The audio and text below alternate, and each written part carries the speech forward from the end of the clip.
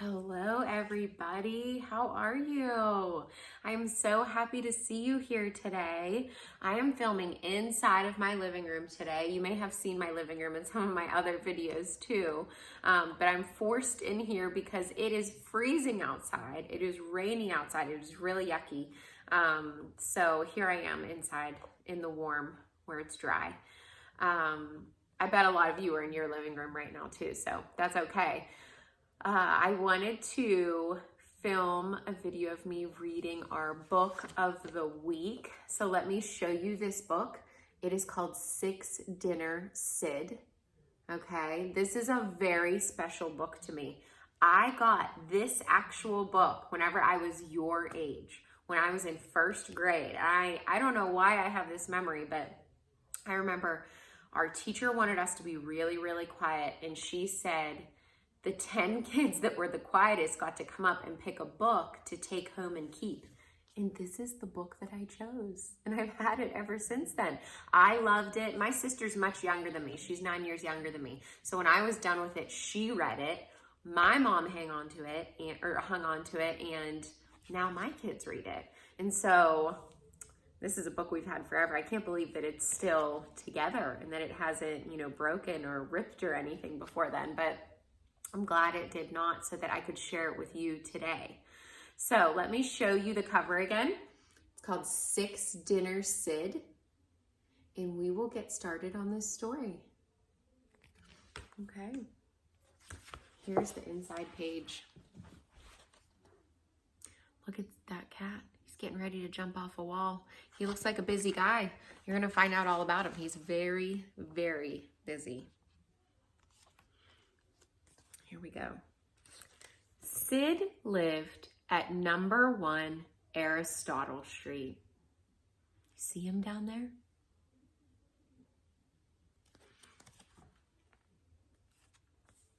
He also lived at number 2, number 3, number 4, 5, and 6. He lived in all of those houses?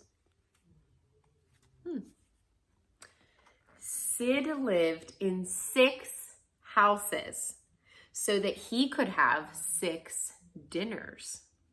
Each night he would slip out of number 1, where he might have had chicken. He would go into number 2 for fish, on to number 3 for lamb, liver at number 4, fish again at number 5, ending at number 6 with beef and kidney stew. Now look at this over here. There's his first place he eats. Then he goes to all these different houses. And look at him by the end. By the time he's eaten his 6th dinner, look at this belly. Oh my gosh. Do you think you could eat 6 dinners? I mean, I could eat maybe 6 bites of something, or maybe 6 tiny things. Like, I could definitely eat 6 cookies, right? If there were some Oreos here, I could eat 6 Oreo cookies, or I could eat 6 strawberries, or I could eat 6 baby pancakes. But 6 full dinners? Your belly would feel just like Sid's. Do you think he looks like he's still hungry? He looks very full, doesn't he? This cat's silly. Since the neighbors did not talk to each other on Aristotle Street, they didn't know what Sid was up to. They all believed the cat they fed was theirs and theirs alone. So they don't know that he goes to 6 houses for dinner. She thinks that's her cat. He thinks that's his cat. This man thinks that Sid is his cat. Little do they know, this sneaky Sid goes to all their houses every night. But Sid had to work hard for his 6 dinners. It wasn't easy being 6 people's pet. He had 6 different names to remember and 6 different ways to behave. When Sid was being Scaramouche, he put on swanky airs. He looks like a very proper cat there, doesn't he? As Bob, he had a job. Look at that. What's his job? What does it look like he's searching for? Maybe a mouse. He was naughty as Mischief and silly as Sally. As Sooty, he smooched. Oh, look, he's a cuddly cat when he's with her. But as Schwartz, he had to act rough and tough. Look at him. What's he chasing? Chasing a dog. It's usually the other way around. Dogs are usually chasing cats. All of this work sometimes wore Sid out. What's he doing? Look at that. Oh, big yawn, right?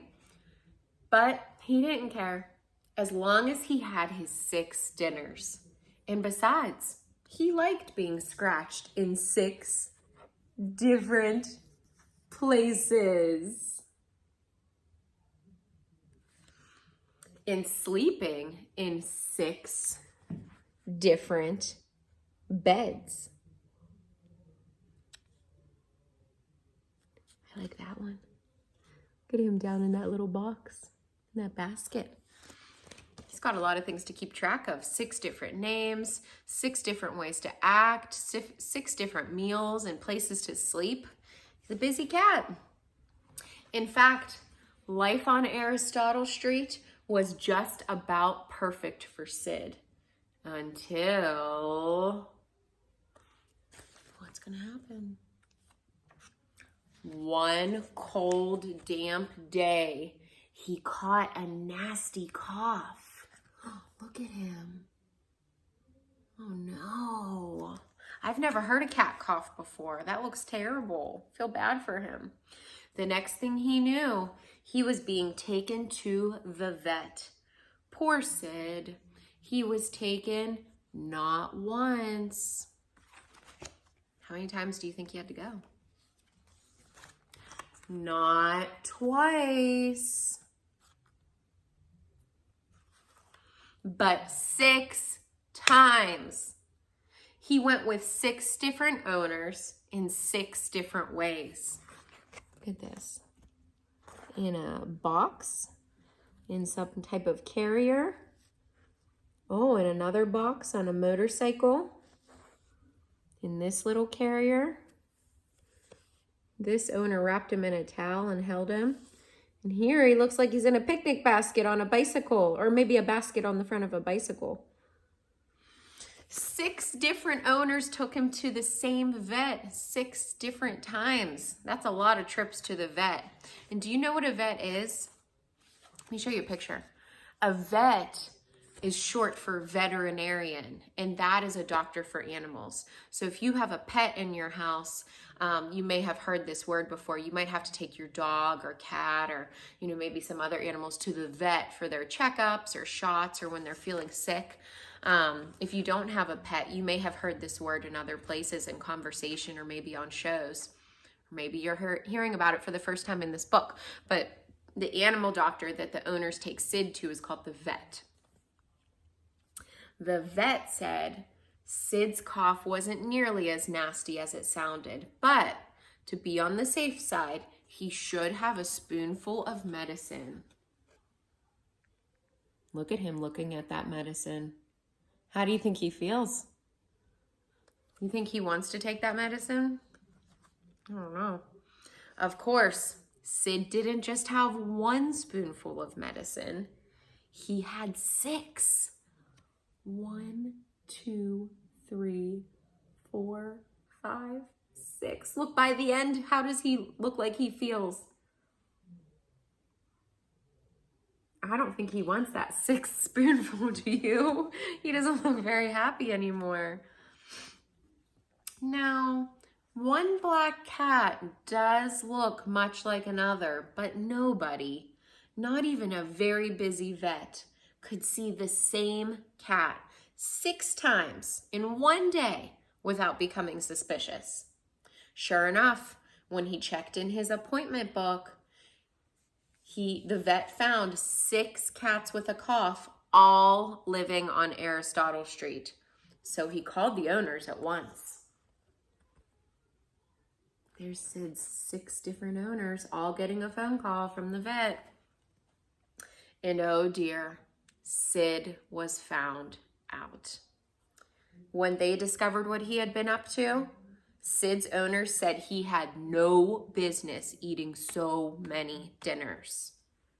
Look at them. Look at their faces. No smiles. Huh? They all look like, oh, look, their arms are crossed. Like, how could you do this, Sid? Look at Sid. He got found out. Now they know. He eats 6 different dinners per night. They said in the future, they would make sure that Sid only had 1 dinner per day. They're all watching him now. 1 little dinner.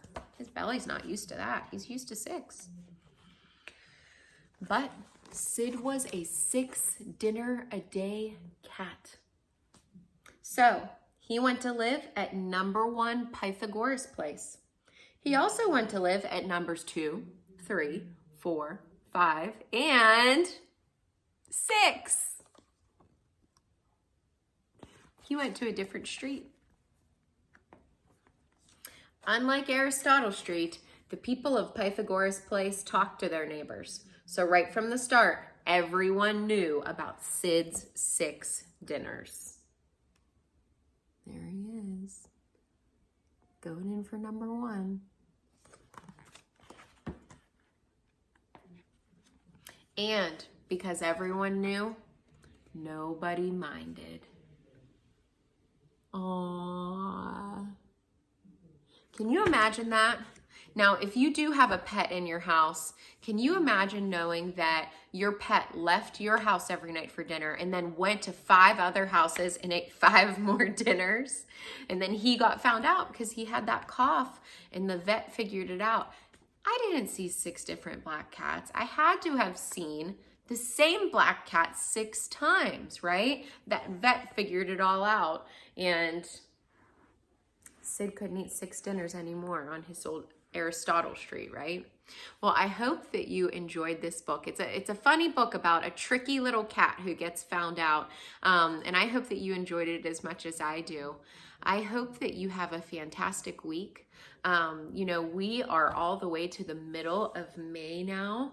And so, you know, this is a fun time of the school year in that, you know, we get to do some fun things and we're starting to think about summer and it's, you know, hopefully getting warmer outside and doing some different things at home too. Like, maybe you're planting flowers or seeing some things start to grow in your backyard again, going for walks around your neighborhood. And I know in our house, we did something really exciting. We got all of like the summer toys out, like our bats and balls and frisbees, and, you know, got them out of the shed and cleaned them all off and pulled them onto the porch. So this is an exciting time of year, you know, getting to late spring and starting to think about our summer. Thank you for reading along with me today, and I will talk to you all very, very soon, my friends. Bye.